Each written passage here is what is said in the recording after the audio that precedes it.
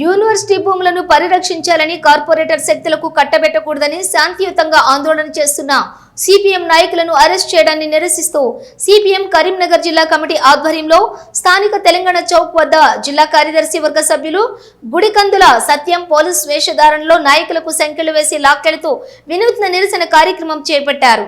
ఈ సందర్భంగా హాజరైన సిపిఎం జిల్లా కార్యదర్శి మిల్కూరి వాసుదేవారెడ్డి మాట్లాడుతూ రాష్ట్రంలోని ప్రజాపాలన సాగడం లేదని, ప్రభుత్వం అధికార యంత్రాంగం పోలీసులను ఉసిగొల్పుతూ నాయకుల ఇళ్లలోకి వెళ్లి అరెస్టు చేయడం, పోరాటాలు చేస్తున్న నాయకులను నిర్బంధించడం చేస్తున్నారని ఆవేదన వ్యక్తం చేశారు. హెచ్సియు భూములను కార్పొరేట్ శక్తులకు కట్టబెట్టే విధంగా రాత్రికి రాత్రే అడవులను తగలబెట్టడం మూలంగా వన్యప్రాణులు, జీవచరాలు మరణించాయని, యూనివర్సిటీకి చెందిన భూములను కాంగ్రెస్ ప్రభుత్వం కార్పొరేట్ శక్తులకు అమ్ముకుంటుందని, గత ప్రభుత్వం చేసిన తప్పిదాలను కాంగ్రెస్ ప్రభుత్వం చేస్తోందని విమర్శించారు. ఈ కార్యక్రమంలో సిపిఎం జిల్లా కార్యదర్శి వర్గ సభ్యులు గిట్ల ముకుందారెడ్డి, గుడికందుల సత్యం, జి భీమా సాహెబ్, జిల్లా కమిటీ సభ్యులు యు శ్రీనివాస్, సుంకర్ సంపత్, నరేష్ పటేల్, జి రాజేశం, నాయకులు శనిగరపు రజనీకాంత్, గజ్జల శ్రీకాంత్, జి తిరుపతి, కాంపెల్లి అరవింద్, రాయికంటి శ్రీనివాస్, పొల్లెల మల్లయ్య, రత్నం సురేష్, రత్నం, రమ్య, భోగేష్ తదితరులు పాల్గొన్నారు. భూములను అప్పనంగా కార్పొరేట్లకు కట్టబెట్టేందుకు రాష్ట్ర కాంగ్రెస్ ప్రభుత్వం నిర్ణయించిన ధర్మిలా అక్కడ ఉన్నటువంటి విద్యార్థి లోకమంతా కూడా మూకుమ్మడిగా ఈ భూములు మాకు చెందినవి, ఈ భూములు యూనివర్సిటీకే చెందాలని చెప్పేసి పెద్ద ఎత్తున ఆందోళన చేస్తున్న తరుణంలోనే రాత్రికి రాత్రి పెద్ద ఎత్తున వందల సంఖ్యలో బుల్డోజర్లు పెట్టి అక్కడ ఉన్నటువంటి అటవీ ప్రాంతాన్ని మొత్తం కూడా ధ్వంసం చేయడం జరిగింది. అక్కడ ఉన్నటువంటి జింకలు, నెమళ్ళు, వన్యప్రాణులు మొత్తం కూడా అరుపులు, కేకలతో ఆ ప్రాంతం అంతా దద్దరిల్లినటువంటి అసలు పర్యావరణం దెబ్బతీయడమే కాదు, దేశంలో మేధో సంపత్తి కలిగినటువంటి యూనివర్సిటీలలో తయారైనటువంటి విద్యార్థులు ఈ దేశానికి చాలా అవసరం. అలాంటి విద్యార్థులు తయారు కావడానికి కీలకంగా ఉన్నటువంటి హెచ్సియులో ఉన్నటువంటి భూములను ప్రభుత్వం అమ్మడం అంటేనే చాలా దివాళాకోరుతనానికి నిదర్శనంగా నిలబడుతుంది.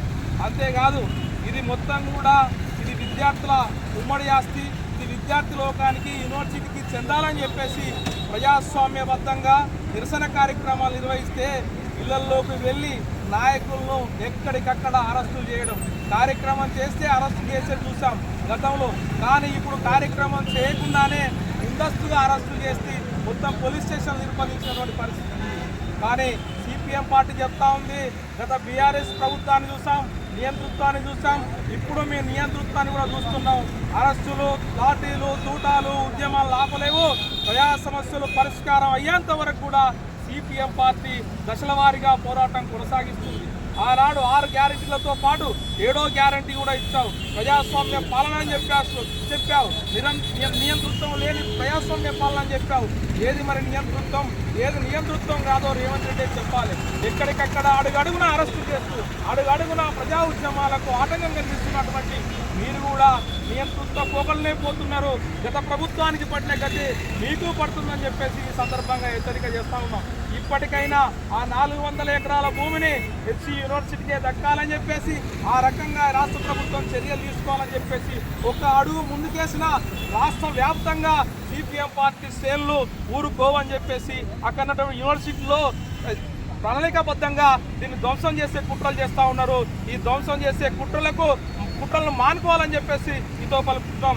అక్కడ ఎన్నికల్లో గెలిచినటువంటి ఎస్ఎఫ్ఐ విద్యార్థులను ఎక్కడికక్కడ అరెస్టు చేస్తూ ఇలా నవీన్ అనే విద్యార్థి ఇలా సంగారెడ్డి జైల్లో పెట్టడం జరిగింది. మా భూములు మాకు కావాలని చెప్పేసి అడిగినందుకు నవీన్ అనే విద్యార్థిని అక్రమంగా జైల్లో నిర్బంధించినటువంటి పరిస్థితి ఈ ప్రభుత్వంలో కొనసాగుతూ ఉంది. గత ప్రభుత్వానికి ఈ ప్రభుత్వానికి ఏం తేడా లేదని కనిపిస్తూ ఉంది. అందుకోసం అని చెప్పేసి ఈ ప్రభుత్వం ఇప్పటికైనా ప్రజా ఉద్యమాలకు తలొగ్గాల్సిందే. ఏదైతే భూములు తిరిగి అప్పచెప్పాలని చెప్పేసి ఈ సందర్భంగా సిపిఎం పార్టీగా రాష్ట్ర ప్రభుత్వాన్ని హెచ్చరిస్తూ ఉన్నాం. వాసుదేవరెడ్డి, సిపిఎం పార్టీ జిల్లా కార్యదర్శి.